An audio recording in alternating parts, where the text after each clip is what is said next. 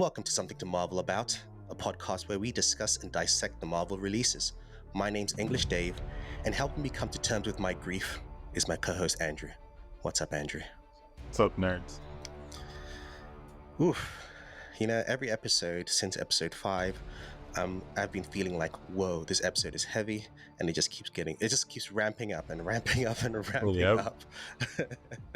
It's like, when's it gonna stop? Never. Like, okay, stop playing with our emotions like this. Never. We're here to talk about episode 7, Bright Eyes, which many people might not realize, and I'm not going to talk about it in the spoiler-free segment. Bright Eyes alludes to 2 separate characters, not just one. I'll give you one character. Bright Eyes, I think, was a nickname that Rogue gave for Gambit. Correct. Right, but there's another character who that alludes to. But before that, Andrew, your quick spoiler-free thoughts. Go. Man, this episode was jam-packed, right? Like, there's so much happened. I feel like my mind is blown. I'm still grieving. I'm flipping through comic pages trying to find all the references. This episode definitely, like you said, every episode has been deep, but this one just felt like a very concentrated type of episode, right? Pushing forward the plot, and I really enjoyed that we're really kind of getting towards, but I don't dare say the end game, but you can see that we're approaching a conclusion of sorts, right? That's nice to see. There's one thing one character mentions in this episode and says the events on Genosha was just prologue, and I'm like, yeah, it seems so. And this we're seeing that through this episode, we're seeing that that's prologue. What I like about this episode as well is that it's the fallout, right, of what's been happening. Not only, like you said, not only are we seeing where we're going, we're also seeing the effects of what happened. And also what I like about this is it shows how we as individuals and how we as a group deal with grief. Yeah. Right. People deal with grief in their own ways, in various ways, sometimes good, sometimes bad. But ultimately, it also showcases that you can't do it alone. Yeah. You can't grieve alone. You need those who are around you, who love you. No person is an island. In that case, we get huge reveals in this episode. Some reveals that we've kind of assumed came true. Yep. There are a lot of cameos, both obvious and subtle, like some in the background, sometimes text in a billboard, insane, things like that. This episode also, we've spoken about how sometimes we feel this show has gotten, in a good way, narratively, a lot darker than we expected. There are deaths in this episode that I had to look at my screen and it's like, is this for kids? Right. And not saying that death doesn't happen in kids or in animation. It's just the way the death happens. Yeah. What we see. Usually the camera cuts away. Camera doesn't cut away. We see things, the way characters act. We get this transition. The X-Men are going from a transition from being superheroes and now they're soldiers. Yep. And the world is changing. Their world has changed. And they're tested, right? With the events of Genosha the aftermath is testing them. Are you heroes? Do you fight back? How much do you fight back? Are you adding to the fear that humans already have? But are you justified? Is it up to you to make humans feel better? I love these conversations, and I think this show continues to do a great job of that. And this episode was absolutely fantastic in that regard. Let's go into spoilers. Well, Andrew, I'm just going to start off the end of the back of it, or Bastion. I've had to read up so much on that dude literally since last week, but we've been seeing him since episode 4 because I also watch reviews sometimes. I saw the picture of him next to Forge in a picture in episode 4. I just didn't really connect the dots, right? Yeah, because I personally am always like Sinister is lurking. Oh my god, Apocalypse, right? Yeah, and then you forget that there are even more enemies, and it's just like I love it though, because I love that it's been building and they've really been like connecting the thread very well. You ask me. There was on Twitter or X, the one of the creators said that actually said that Bastion is in a lot more episodes. He's in almost every episode. In a hint, in fact, the internet caught him he was at the party in Genosha. Yep. At the very beginning, he passes the screen, things like that, and so he's been the mastermind this whole time. It's like, oh my god! But we'll get to that. The episode starts off with Gambit's eulogy, Gambit's funeral. Um, uh, uh, uh, uh, Kurt That's Nightcrawler is giving the eulogy, and his eulogy is absolutely beautiful. it's great. It's so great. Absolutely beautiful. He says, Remy LeBeau would be the first to remind you that life, like the cards, is wild. Yet he moved through his life as a force who believed better times lay ahead, that luck always won. Per his kinetic gifts, Gambit had endless faith and potential, yet he seemed so blind to his, haunted by the life of bayou crime into which he was born, a sinner beyond saving. Such were the cards, he'd say. I think he was bluffing. How could Remy, so attuned to potential, fail to see how his sins had made him into a hero? Every gambler has a tale. Modesty was Gambit's. I was like, I'm not crying. You're crying. I cried. Yeah, like I had Oof. to like Oof. Nightcrawler. Why? But it was Absolutely. perfect though. It was perfect, and I think it's a great way to kind of give a lot, just to show the importance of Gambit as a character, right, to all of us as his fellow teammates. Yes, yes, and we get cameos, quick cameos here of the Thieves Guild. We get the storyline of the Thieves Guild in the original series. His ex-wife Belladonna and his brother Robert LeBeau are there quickly in the background.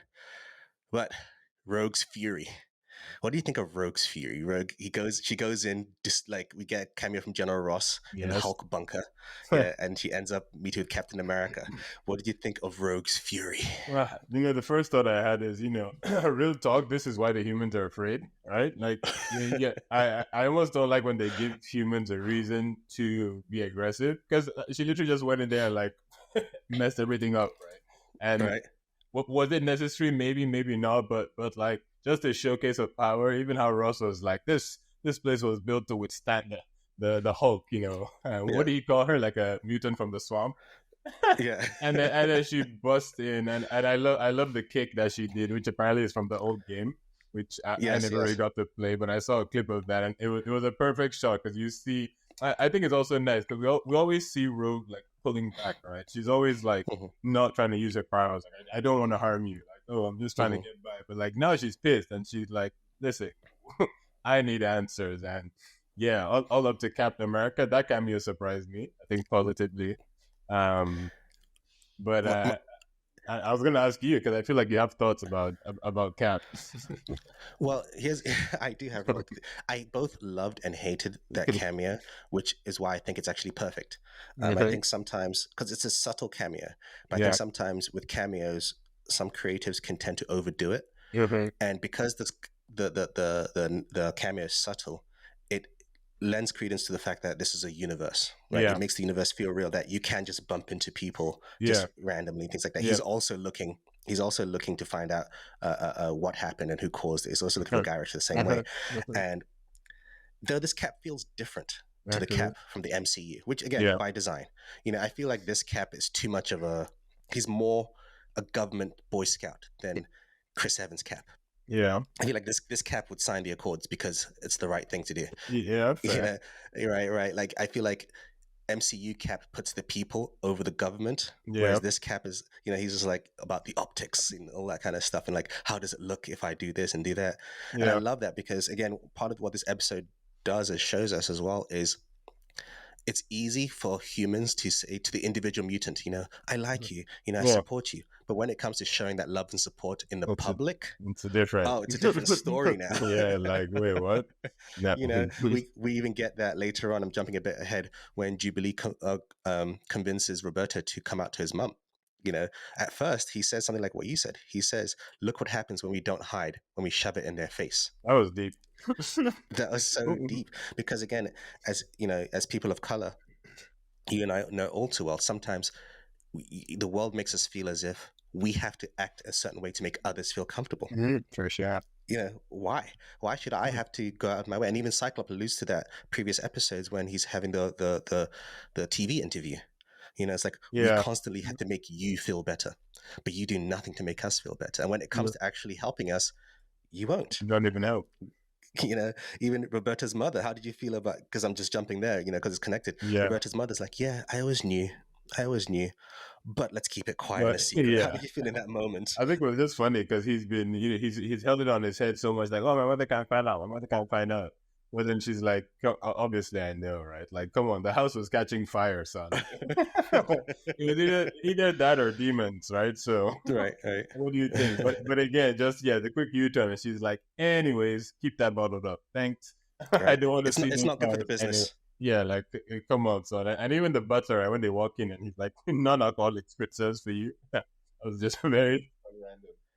Even when Cyclops is talking to President Kelly and asking for help for Genosha, and Kelly's like, "We can't help you. I know that we have the support for for mutants, but you know this is election year, and it can't look like." So again, it's like when it actually comes to actual helping, my hands are tied. Suddenly, there's bureaucracy. Yeah, Suddenly, your hands are tied. You know, which just adds to the frustrations of the yeah. mutants. You know, like we left you guys. We decided to have our own place, and you couldn't even give us that. Like, what are we supposed to do? It's a lot. And I think Kelly All was right, he was gaslighting Cyclops because he was like, I wouldn't want somebody worse than me to be here. Like, right. uh, what does that mean? Like, what, what does that mean? You can again, you start to see Cyclops' frustration building Like, up. You know, and again, I've spoken about this before. In the comics, Cyclops does evolve beyond Professor X's dream. He becomes closer to Magneto. yep. You know, he even says here, you know, Magneto was right. Mm-hmm. Magneto saw this coming. We should have seen this coming. Crazy. You know, and I love all of that. I do love Rogue there when she gets pissed at Captain America, her pettiness. Just threw the shield. How long do you think it'll take Captain America to find that shield? I'm convinced till the end of the season. He's still searching. There's no way. Like I literally like I rewatched it. I tried to like map it. He's gonna and you've seen the meme, the Pulp Fiction meme. Like he's gonna Oh, come out and be like, "Which way did she throw it?" right, right. Yeah. And it's one of those things where no matter how powerful he has, no matter what super soldier serum he has, none of that's going to help him find the shield. No, It's no. useless. I hope Tony is in this universe and he can be like, "Hey, can I get some vibranium tracking tech or got something?" Or you know what? He might just get a new shield, and that would be even funnier if he's just like, Right. "Yeah, I'm not going after that." Like, One of the most powerful scenes as well is when they're on Genosha looking for survivors. You know, I thought that was just seeing the aftermath. You know, you're seeing the destroyed city. You're seeing okay. memorials put out to people who are missing. Yeah. You know, they're looking for everybody, and it feels like an aftermath of Yeah. events such as like 9/11 or things like Yeah. that, or certain bombings, and you just feel the pain of them. You know, and this is another place where you see a lot of cameos. I won't even go through them. There's just so many cameos of known mutants, and that moment where they thought they found Maddie, and then they found Emma Not instead. for us. Yeah. Ooh, Scott's pain. Ooh, It's so funny. I just, So funny. and what I liked here as well is also that Jean understands Scott's pain, right? It She's is not like, oh, long you're lost. crying over this woman, blah blah Yeah. blah. She understands it. It's almost like a moment that brings them together. Mhm. You know, she even says, Maddie was like a sister to me. I feel connected to her because she is literally connected to her. She is. Yeah. And I thought that was absolutely beautiful. And it's just seeing that moment. And even with Beast, we're seeing a changing Beast as well. You know, Beast is usually the more positive one. Not And even over he gets upset at what's her name? to Uh, Leah. I forgot her name. The reporter yeah, lady. yeah, the reporter. And he gets upset at her because it's just like he's feeling his frustrations as well. And I thought, ooh, this is pain. Trish Tilby. But Yeah. Thank you. yeah, Trish Tilby, there you go. Because we know in the comics they do have relationship, and we get moments of that where she feels like tries to feel his pain, but he still feels that you're only here because of the news. You don't really want to help us. You know, you don't care about us in that kind of sense. You know, and that's when they get contacted by Trask, who feels that he was used and abused. This is interesting with Trask. How do you feel? Because Trask is all now like, oh, I feel bad what they've done. I didn't know they're going to destroy Genosha. Dude, you created the Sentinels. It's not like Forge where you're creating something else and then Yeah. your tech got abused. Yeah. You knew what you were doing. You know, what I, did you think the Sentinels program was going to do? Yeah, like I literally think he's crazy because it would be different if he was like it's always like, hey, X-Men, come and battle my Sentinels on this remote island, 10v10, winner takes all. Then I'm like, okay, nice guy. Like you used to send them through the streets of the city. You used to literally like mess Right? with them. So like all of a sudden, okay, Episode I mean, I one. get you. Yeah, exactly. And then genocide, you're like, oh no, I don't want to kill them all together. I wanted to kill them in the Right. city. Right. So I'm a little confused. So tell me a Right. little. You spoke about Rogue not holding back. She meets Gyrich in his fancy, comfy prison. What do you think of that moment where she's just like, It start I'm off. not going to read your mind. It's going to be different. It was funny how she was like, yeah, it's nice to see Rogue unhinged. Like I said, like I would almost like, and I'm sure this comic exists, and I haven't seen it, but I would love to see just a full on, even a full show about Rogue just being like going rogue, almost Rogue. right, Yeah. like Yeah. yeah, like going around. I don't know if you ever watched Heroes. I'm thinking very Yes. Heroes, like Peter Petrelli, Siler, like just going around like Mm-hmm. stealing powers all over, Mm-hmm. right? So it was kind of interesting to see her. I think because we've reached a point in the season where we're like, okay, we need answers now, right? This isn't like Mm-hmm. let me take you back, let's interrogate you for two. No, no, no, like touch. So it was funny, and then she gets the vision, right? Yeah. I think she saw didn't she see Bastion and Yes. Nimrod? Which is funny because in previous episodes, when Madeline touched Garage as well, she sees the images that end up happening. We Mm-hmm. just didn't know. She Yeah. foresaw the destruction of Genosha. She foresaw these things. It's just that we had no idea the context of it all. This Mm-hmm. show has really been kind of, showing us. Showing us ahead of time, but we Yeah. just had no idea that's going to happen. Yeah. But because of this event, Bastion kills Garage. How did you feel at that moment? I just shock in my face. Not just again, I spoke about in the Yeah. spoiler-free segment. I wasn't just talking about the deaths. It's the way Bastion Yeah. kills him. Yeah. No. The purple eater song playing in the Well, background is yeah. fun, and he just suffocates. And the heart rate monitor just drops. How did you feel in that moment? The thing I like is I love a show when I like when they tell you somebody died. Like how we expect people to come back, but like pupils dilating, breath leaving you, things like, shaking and then the heart monitor. I like those moments, even if they're kids watching this, just for you to get some finality. Like this person is dead. Don't be confused. And I've never seen X Men as like even though I watched it as a kid, which is funny. I've never really seen it as just a kids cartoon, right? It's the kind of Mm-hmm. thing where like it's not too dark for a child. Like a child wouldn't see that and be like it's too vulgar, right? But we as an adult, we know the deeper meaning behind somebody like literally losing their breath. So I thought it was great personally. Maybe I'm crazy.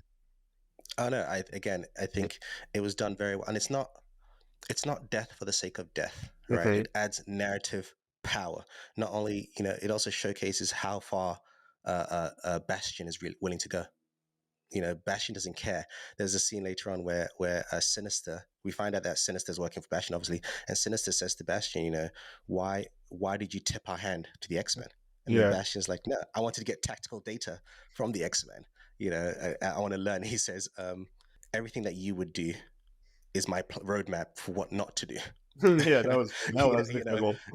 you know, you've all been trying to defeat the X-Men since '92, which I thought was a nice touch because '92 is when the show Yeah. started, and I was just like, wow, he's right, he's right. Sinister does hit back. Sorry, it's like hey, you failed too, by the way. Just he's like I'm It's true. just saying, like, Just saying.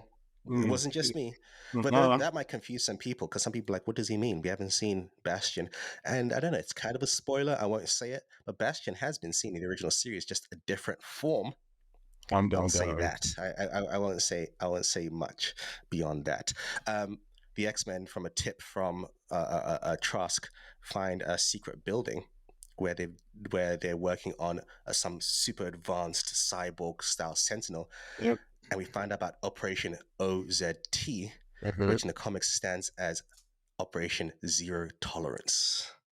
Dun dun dun. Which is funny because again, you see the backstabbing, in the public eye. The UN was like, yeah, we're going to talk to the X-Men, blah, blah. Operation Zero Tolerance is a UN charter program. Yeah. The UN created it. So it's almost like the UN were like, yes, we support you having your own nation of Genosha. We support everyone. Go there. Yes, yes, my pretties. Go to the island. Go to one place so we can destroy you. Yes. What? Like, so you understand why this kind of like hypocrisy Right. of you mutants, you can't do all these crazy things because humans fear you. Yet you're the ones poking. Yeah. You're the ones pushing them to the edge. Mhm. Yeah, I thought like, wow. What do you think of the moment where Rogue was like, well, if you have no more information for me, you're out. Peace, and drops drops a Trask. What do you think in that moment? I was 75% sure Jean was gonna catch him, right? And I think her not catching him, like it said it all, right? Like I think even Cyclops didn't complain either, right? Yeah. I think you said it in the beginning, right? Seeing our guys go from honestly like students to soldiers is really how I see it, right? 'Cause they're Mm. Professor X's students, and now they're literally in the real world. Like I'm not saving that guy. Why? No, we want him For him to dead. come, But right? then I almost I wonder is it I see it as an intentional story choice that them not saving him is also kind of what led him to transform into that Prime Sentinel or Yep. whatever. Yep. Well, because it's just interesting when one time they don't save someone, then no, he didn't actually die. He now became a stronger enemy. Yeah. It was just a very Yeah. Yeah. interesting thing. Yeah. I did like that. And he was very strong. The way he just punches Rogue, Rogue, knocks her out in one punch. yeah, I was shocked. And I love that showing case how just one of them, the X Men couldn't handle it. Yeah, We get a cool Easter egg with a morph turning into Quicksilver. Which for a second, because I watched my first viewing because they drops it at midnight here in Los Angeles. I was watching it, and when Quicksilver shows up, I thought, did I fall asleep? I, Did I miss something? I thought it was a real Quicksilver for a second. I guess I Yeah, keep forgetting that they're using morph in this great way, right? right, And right, he's like he's the Peter Petrelli or the Silo of the verse, right. and he literally use And all his powers. I love that. I love that. But I also I love Morph when they find the secret elevator to go elevator to go down with through the The collar. He's like Cycle slapping Vic. the collar. My wife was literally next to me. She was like, "Don't drink that." Like, she's so Which funny. fun fact that Pingo Cola is the same cola we see in Incredible Hulk that almost kills Stan Lee in the cameo. Where Bruce Banner's working at that factory. So I thought Yeah, it was a nice little touch. Um, what else? I also like the moment, after she's drained Gyrich and she kind of passes out. Rogue wakes up next to Kurt, who people don't realize or might have forgotten. They are adopted siblings you heard? because she was adopted by Mystique, and Mystique is Nightcrawler's mother. And so they have a moment, and this is the first time that Rogue gets to finally allow herself to grieve. She didn't show Yeah, up at the funeral. Everyone was upset. Like, why, of all the people, why didn't she show up? yeah. Again, like I said earlier, people grieve in different ways. And this is the time where she finally just allowed herself to cry. Everything poured out of her. And I love that moment, because again, and then the other X Men show up because it's a reminder that you don't have to go at it alone. Yeah, We're a family. And I just thought that was such a powerful moment for all of them to go through. Yeah. it is, Uh, and just on that, just a continuous reminder. I've said it before. Like I love that the X Men are not like an assembled team of super soldiers to fight. No, they're like individuals from wherever they came from who are kind of being like forced to coexist and like work through their problems and shit, and that those problems keep like they remain problems forever. But they just learn to deal with them. That's how I've always seen X Men, and I just love that. mhm. A couple of moments that I liked throughout when they're fighting the Sentinel Trask and the Yeah, building explodes. I love when Cyclops just goes into leader mode, like Jean, get the building, I'll get the debris. Just instant reaction, right? Like he's just shooting the debris, and that's again they go into almost superhero mode as well yeah, because they know that the destruction of the building will cause a lot more yeah, injuries. yeah. And Jean just throws the whole building again. Reminded how powerful Jean is. A whole building Yeah. just. There was something on X where it says after he said that, and Jean then got the building, the debris, and Cyclops. Right, right. She's was, like, yeah, uh, yeah, sure, I'll get everything, honey. Like, don't worry about it. um, they're almost defeated by the cyborg Trask Uh-huh. until Cable arrives, which I love that moment of arrival, just like the close-ups, like Mm-hmm. dun dun dun, and the music kicks in, Yeah. and Jean finds out that he is Nathan, and I Mm-hmm. love that she finds out through a psychic connection, but Yeah. Cyclops finds out because he's the dad. He doesn't Yeah. need a Yeah. psychic connection; he just Yeah. knows. And as I alluded to, he is also Bright Eyes as well. Yeah. It's not Yep. just Yep. Gambit; he is the Bright Eyes they're alluding to. But Cable doesn't care. He's just like, let's skip the reunion, Dad.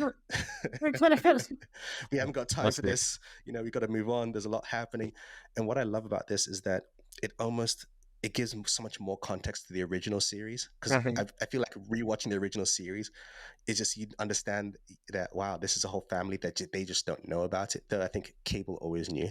Yeah, I think he's always known about it. Magneto, you said it. Maggie. Since I feel like since he was a kid in the concentration camp, that was the last time he was seen as vulnerable. Well, yeah. I've never seen Magneto this vulnerable. What did you think of that moment? And then I think I mentioned, I think we spoke offline, right? I was like, it's great. He didn't even, I mean, I know he was tied up, but he didn't even fight back. He was just like, that was funny for me. They're cutting his beard and he's just like, literally tell me You what know, you want. Like, he didn't waste the time doing the, like, right? unhand me. He's Well, just like, I mean, whatever, man. Bastion even says, it's go smoothly if you don't fight.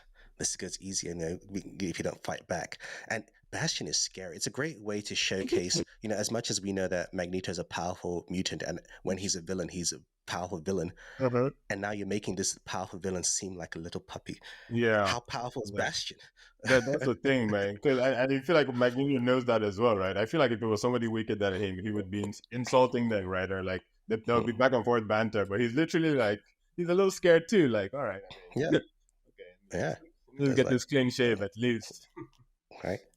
One of my favorite lines is Trask says to the X-Men, "While you X-Men have been holding hands with mankind, they've been placing dominoes." Good. Like, oof. And again, it Yeah. alludes to the fact that the UN had a secret charter Mhm. developing highly advanced, killing machines to take you Yeah. out. Meanwhile, you're here trying to make friends with them. Yeah, and again, it's what I love about the show is that it's you understand all sides Mhm. of the argument. I agree. There may be some you understand, like you said, you understand why some humans are afraid of them, but then Yeah. you also understand why mutants react because you're trying to kill us. Yeah, and not just like you're not trying to like subdue us. You're literally trying to eradicate. Like this isn't just like we're getting rid of your power. They literally are Yeah, wiping them out. Like come on, right? You literally created a program called Operation Zero Tolerance. not one tolerance, not two, zero. Like wow, Zero sorry. tolerance. And this is something that he's like, yeah, we're gonna do that. And part of that is you're turning humans. I mean, I don't know how much the UN knows about it, but at the end of the day, it's turning humans into killing machines. You're not Yeah, just creating. Before, the Sentinels were robots that were created. Now you're going as far as that we're going to do this to humans because that's well, how far we take it. The zero tolerance doesn't matter. We are doing this. Anything else that I haven't mentioned? there Uh, was a funny line because you mentioned Trask recently when Morph called him poor man's Oppenheimer. yes. And then later on, he was like, "Now I am become death." It was just like, Right. all right, like I will show you that poor man's Oppenheimer. Right, and I That did was love that about Morph, where um Trask asks for help, and Morph is like saying what we're thinking. He's like, to review, Trask created Master Mold, i.e., all of this is literally his fault, i.e., yeah, we can't trust him. yeah, you know, like it's like this is all elementary. literally right, right. Again, sometimes it's almost like Morph is the viewer surrogate, Mm-hmm, mm-hmm. I think so. saying Yeah, what we're thinking. for And sure. I thought that's really well done. Also, this is something I didn't realize hadn't happened in the animation because for me, reading the comics and some of the movies, I thought at this point it's established. Mm-hmm. We get the second evolution of Emma Frost. She gets into Yes, diamond form, yes, that was fun. which I thought was a nice little Always touch. done Though, well under pressure. Oh, wow. right? I love that she still has her red lipstick there. Even after everything, right? Like, you guys gotta look good, please. Right. Or even the moment where, again, such a powerful, when you think about it, existential moment where Jean, she says she can feel the psychic residual energy of the dead, Mm-hmm. right? So many things undone, and so many things unfinished. And I was just like, wow, when you think of that moment, that's powerful. As a That psychic, seems like that a must be lot. traumatizing, right? Yeah, I feel So like many it people did. die. You can still feel, you can sense them. Oof. I thought that was really well done. Anything And else? oh yeah, Jean. Sorry, this is why you mentioned Jean because I noticed it as well. I'm very happy this was without any external help because she was wearing her hair down right at the beginning, and I was like, wait, only Madeline wears her hair down. But Cable more or less confirmed that that was not Madeline, right? Because he was like, Yes, yes. you're not her." And two Yes, things. yes. One, if I was her, I'd be like, yes, I'm your grandmother, right? Don't be Te- rude to me, boy. uh, and the second thing is, there's this theory which I've been looking into of some people believe that after Madeline's death, she's been reabsorbed by Jean, which is why the hair is down. And it's been doing my head in a little bit because I'm just like, I can't say it's not true because why is she wearing her hair down? Or was she doing that because she's like, oh, but you know how she's like, maybe Cyclops likes the hair down. Maybe that's the difference. So I think that was just an interesting thing to note. How she just, despite everything going on, she's like, yeah, let me just change my hairstyle real quick. No, I think you're right in some case, in sense that Madeline was created as a part of Jean, so and Mm-hmm. they're both powerful psychics, so there's always going Yeah, to be that connection. So I exactly. could imagine a part that I think Madeline is dead, and I think that the creators have kind of pretty much said that as well. Yeah, But doesn't mean that I think maybe a piece of a psychic energy was absorbed like by Jean. at least a You little know, bit. Mm-hmm. yeah, yeah, and I think that I could see that, and similar things have happened in the comics as well. Mm-hmm. Um, the episode ends with a big reveal, not for us, but in terms of future reveal for the public.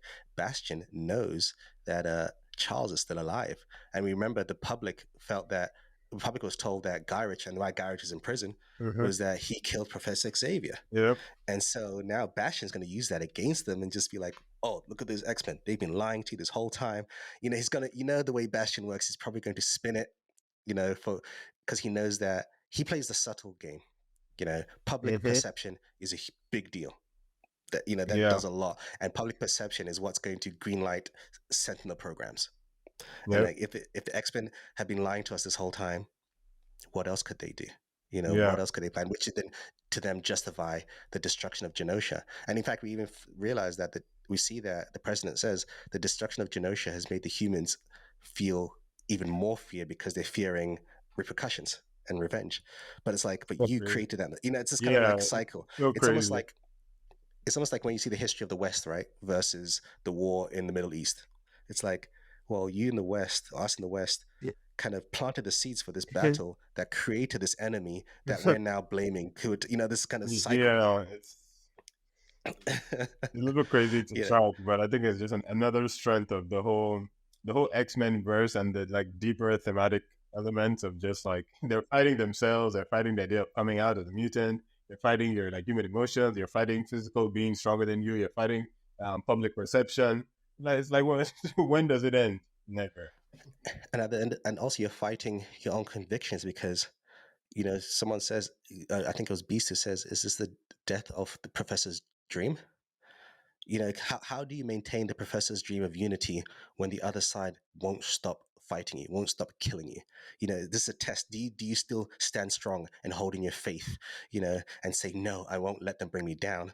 Or do you just say, you know what, you want to fight, let's fight? you know Cyclops even alludes in the interview a few episodes ago, saying that, if we were like you, you'd all be dead. Yeah, yeah, and I truly believe it. I really do, and I think it's Right. as you keep mentioning Cyclops, I'm really enjoying watching where I think they're going with him because I was thinking about it, and now they're fighting probably one of their strongest battles ever, and they're missing Professor X, they're missing Magneto, they're missing Storm, at least currently, right? Like Mhm, they're mhm. missing three of the biggest hitters, or the three big hitters, if you would, and it's just it's crazy to see them dealing with all these odds, but. I don't know. Yeah, I can't. I really can't wait for these next three episodes. I feel like it's gonna get a little bit worse or a lot bit worse before it gets better. But I'm expecting a very like glorious conclusion. And before we close out, one thing I do like just generally with this show is that typically when we get a lot of X-Men narratives beyond the comics, the focus for some way or other always happens to be on Wolverine. This series is like, nope. We don't really get a focus. It's the complete opposite. He's a character, but he's not a focus, which I like because I think we've had too many stuff. We literally, there's a show called Wolverine and the X-Men, which is interesting. It's like he is an X-Man. It's always been focused on him. The movies always focus on him. We're getting Deadpool and Wolverine. Wolverine's had a lot of. Don't get me wrong. I've enjoyed it. It's not that I haven't enjoyed it, but I do like that he's not.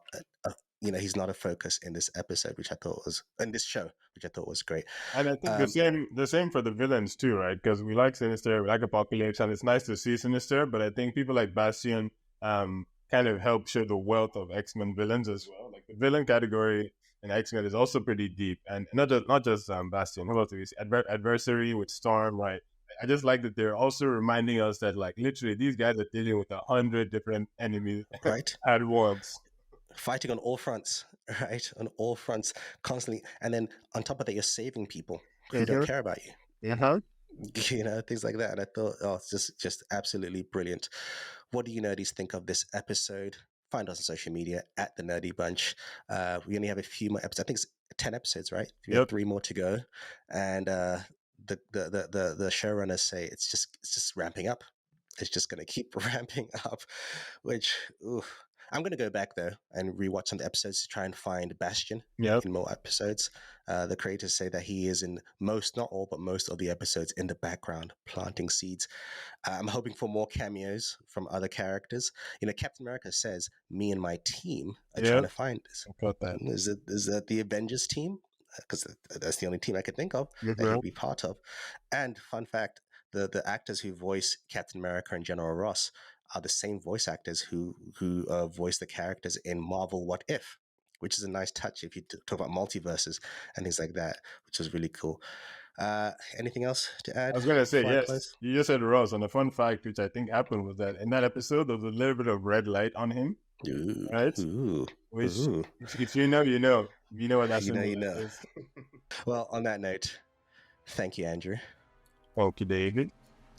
My name's English Dave, and this has been a Nerdy Bunch presentation of Something to Marvel About, where we spoke about X-Men 97, Episode 7, which allowed us to release our grief. And as always, Andrew, Yeah, keep it nerdy.